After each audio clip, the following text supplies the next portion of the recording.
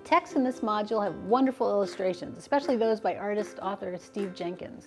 I'll be demonstrating and you'll be practicing a few techniques that will end up supplying us with these colorful textured papers that can be used later in a collage. When we observe animals closely, one of the things we're looking at is texture. Is the animal furry? Is it feathered? Is it scaly?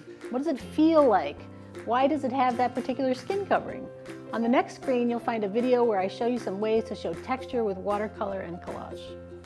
So Steve Jenkins is a fantastic illustrator, and he makes his animal portraits using textured paper that he's created, painted. So we're going to do a couple of techniques, sort of thinking about him as our inspiration. But I would invite you to go beyond the texts that are supplied with this module and seek out his books because they're fascinating and kids will love them. So thinking about texture, it's a good idea to think about the animal you want to do. So if we wanted to do something hairy, what are some ways that we could do that? Well, there's different size brushes you can choose. So this brush, that's not going to be something that's going to give me so much hair. This brush, maybe a Q-tip, maybe a finer brush. So if I'm just painting with watercolors, and watercolors come in all different sizes and styles. So these are the ones that you might find in an art classroom for little kids. There's some bigger palettes. When you're making paper like these, it might be good to have some liquid watercolors because those are fun to use too. We're thinking we have a hairy animal, so I'm just going to start using a skinny brush, and maybe this is a wildebeest. So with my skinny brush, I'm just going to make little lines like that. So this is dry. I'm working on the dry paper. That's one way to do watercolor. Look at that hair. Maybe it's a boar, so maybe I'm going to add some brown too to add to it. Give it a little depth.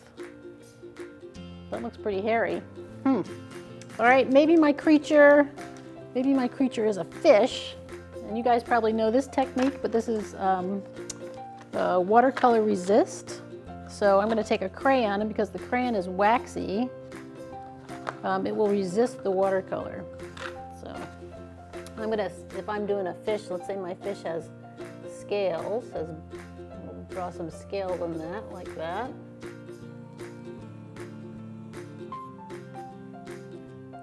So again, the crayon is made of wax, and the watercolor should be repelled by the wax. So let's say this is kind of an orangey tropical fish.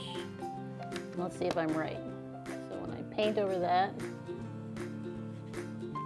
the blue will still shine through because of the crayon. And you can get a more dramatic effect with that if you really build up the crayon surface. Another thing you can do is wet the paper first. So I take one of these big brushes and I wet the paper. That's going to give sort of a surface for my watercolor to spread out in. So I don't know what creature this might be, maybe some sort of a salamander. So see how it bleeds? It just starts bleeding. It's kind of a fun way to make a washy effect. Just flows wherever I've put water. Another fun thing to do, this might be good for hippo skin. I'm going to make this a really juicy, watery black. Maybe add even a little more water to it. And then I'm just going to scrunch up some saran wrap and let that dry in that space. And when this is dry, I'll pull it up and you'll see marks and textures that I think might end up looking like hippo skin. Another fun thing you can do is using salt to give you a sort of a beady texture. So I'm going to put some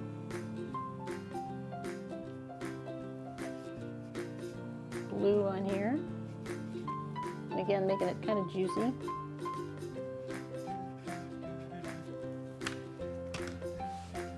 And then just table salt, or actually the coarser the salt, the more dramatic it'll be. I'm going to sprinkle salt on there and let it dry. And you might be able to see already that the salt is sucking up the water, so you'll end up with kind of a pebbly texture. So another thing you can use if you don't have access to fancy paintbrushes is just a piece of cardboard. You can get so many textures out of that. This works better with tempera paint or acrylic paint. So I'm going to take the cardboard and cut it into a little rectangle. And I'm just going to drag it across the surface of my paper. And that kind of looks like some sort of hairy texture. I see a zebra's mane there. You can also use it just to draw like that. So you could draw a snake. Simple piece of cardboard, and it makes a great tool. So experiment and have fun.